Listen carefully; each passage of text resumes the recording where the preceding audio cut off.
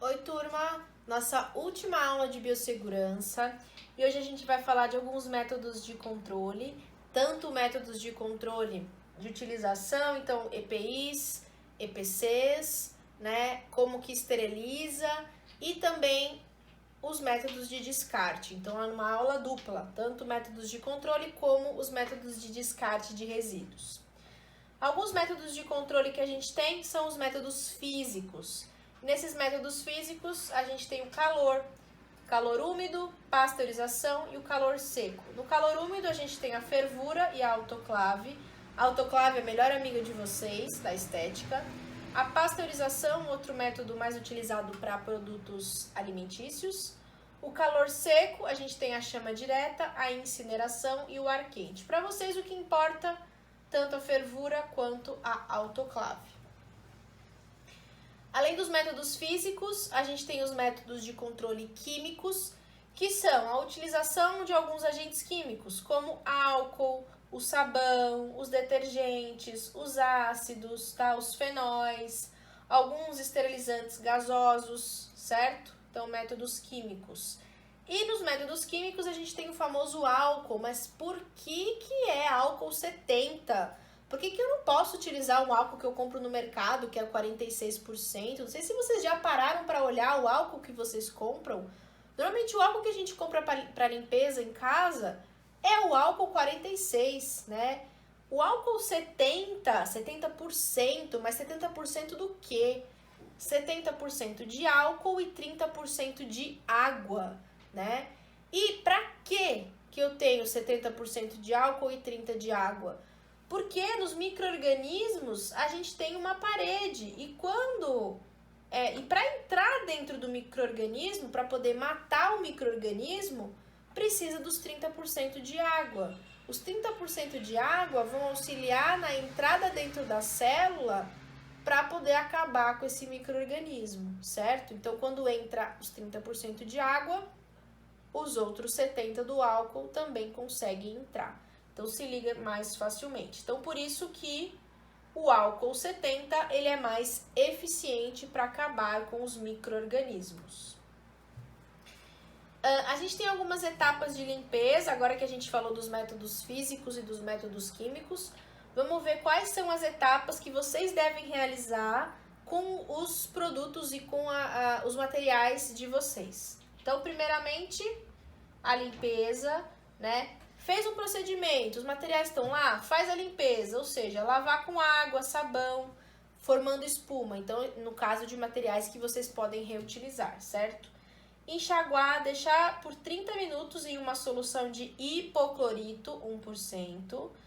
Depois, tirar dessa solução, secar, embalar, no caso se for fazer uma esterilização, colocar na autoclave ou na estufa, de acordo com a recomendação do fabricante, armazenar em ambiente seco e livre de contaminação, e aí sim esse material está pronto para ser utilizado. Manter o material embalado dentro do plástico, só retirar do plástico no momento que for utilizar no paciente, né? Não vai, vou pegar esse plástico aqui que eu limpei, vou abrir e guardar no armário. A partir do momento que você abre, aquele material já entrou em contato com as partículas do meio, com a sua mão. Então, sempre deixar embalado. Dica: quanto mais materiais descartáveis forem utilizados, melhor. Então, utilizem materiais descartáveis, de preferência.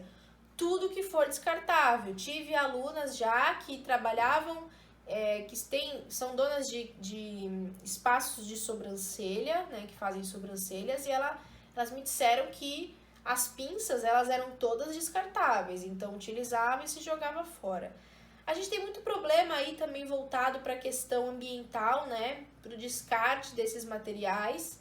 Entretanto, a nossa saúde ela tem que ser preservada, né? Então, fazendo o descarte da forma correta, descartando em um local para fazer reciclagem, né? Você já vai estar colaborando com o meio ambiente. Eu deixei aqui um videozinho, vou deixar para vocês um videozinho para vocês assistirem sobre esses métodos de esterilização. Quando a gente fala das lâminas e dos similares, né? Então, material de uso único, descartável e pessoal, cada um tem que ter o seu. Após a utilização, deve ser descartado em ambiente com tampa, então as caixas pérfuro-cortantes, que a gente vai ver mais adiante. Os lençóis e protetores de maca devem ser descartados também no local correto e utilizados para cada cliente. Os produtos cosméticos, eles têm que ter eles seguem uma lei da Anvisa, né? Eles têm que estar identificados com data de validade. No frasco original, não vai ficar pegando um frasco, colocando dentro de outro, preenchendo. Ah, acabou esse aqui, eu comprei, vou preencher. Não, não façam isso. O frasco ele tem que ter data de validade. Se baixa a Anvisa no ambiente de trabalho de vocês têm que ter tudo isso comprovado, tudo bonitinho, né? Então, sempre seguir essas recomendações. Vamos agora ver os equipamentos de proteção individual, chamados EPIs, e os equipamentos de proteção coletivas, os chamados EPCs. Os EPCs, né, então, proteção coletiva, eles visam tanto proteger o ambiente quanto os trabalhadores. E os de proteção individual, eles protegem os trabalhadores em específico, então são utilizados por eles. Vamos ver o que é cada um deles. Aqui a gente tem alguns exemplos de EPCs.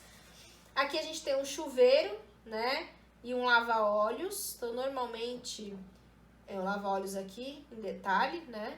Isso aqui normalmente tem um laboratório, em ambiente hospitalar, então se a pessoa se contamina por alguma coisa química, ela vai entrar debaixo desse chuveiro, ou se alguma coisa cai nos olhos, veio um jato nos olhos dela para fazer a lavagem. E aqui a gente tem a caixa de descarpaque, né, que é onde a gente vai descartar os materiais pérfuro-cortantes. Outro EPC muito importante é o exaustor, né? Vocês que vão ter clínica aí, é legal vocês terem esse dispositivo que vai fazer a purificação desse ar que vai entrar e sair do ambiente.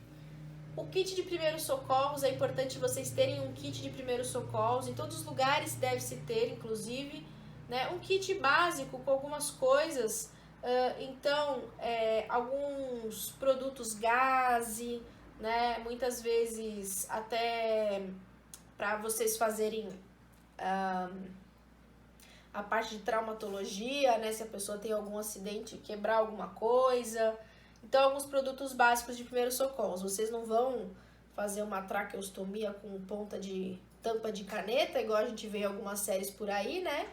Mas um atendimento básico, vocês têm que saber e têm que ter os produtos para isso. O extintor, muito importante para prevenir incêndios, né? Isso tem que ter em todos os locais.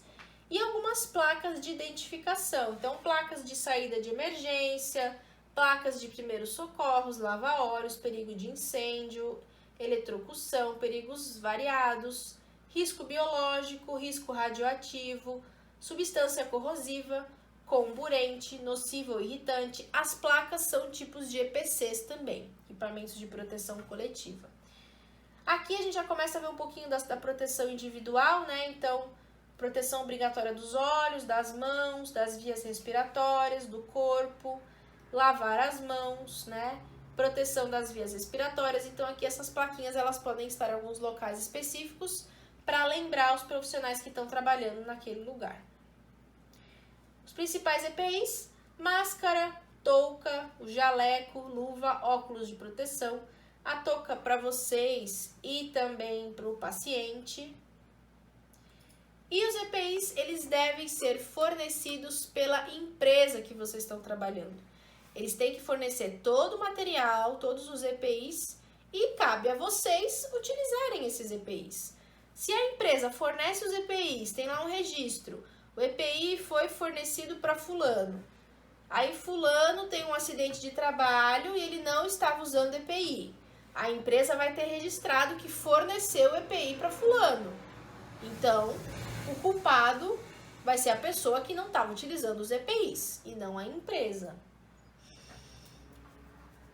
Vamos ver agora as principais vacinas que vocês da área da estética devem tomar.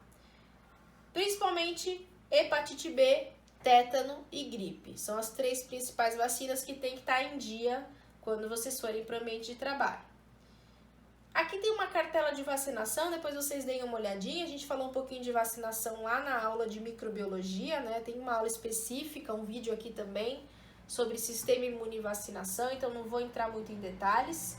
Aqui eu coloquei a carteira de vacinação das crianças, dos adolescentes, dos adultos, das gestantes e dos idosos. Então depois vocês deem uma olhadinha nisso. E agora a gente entra na parte do descarte de resíduos, né? Então agora a gente vai falar do lixo. A gente vai falar do gerenciamento desses resíduos que deve ser implantado como rotina.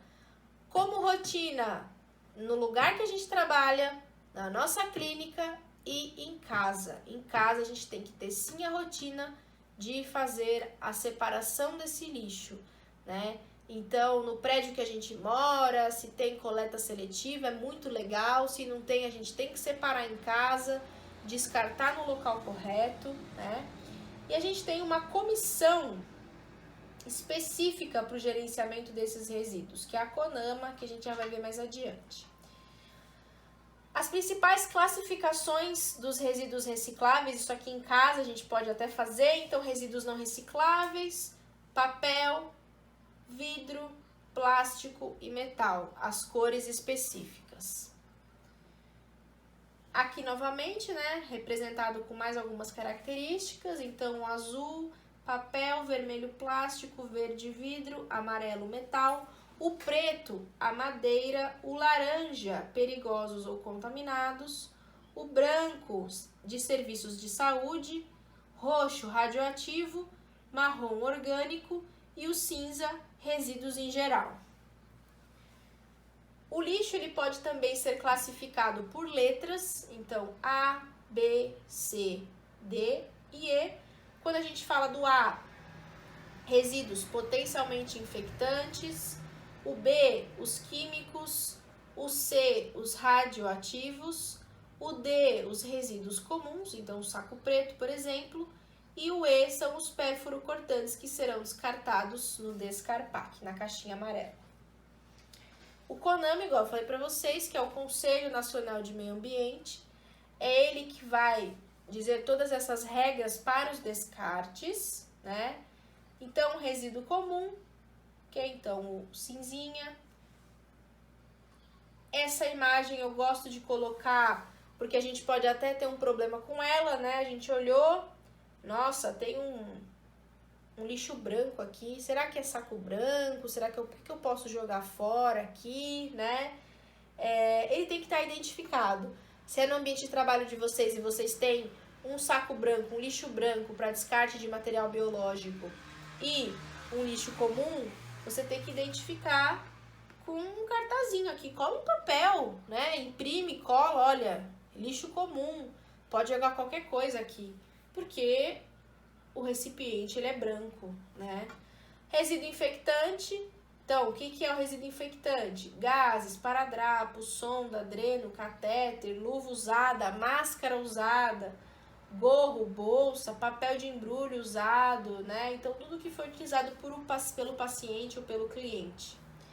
Resíduos farmacêuticos ou químicos, aqui a gente está falando medicamentos, reatores sorológicos, quimioterápicos, antineoplásicos, se vocês utilizarem algum medicamento na clínica, se é uma clínica que também faz atendimento com produtos de botox e preenchimento, sei que vocês não vão fazer, mas se tiver algum biomédico responsável, ele também tem que fazer o descarte desses produtos em local correto, né?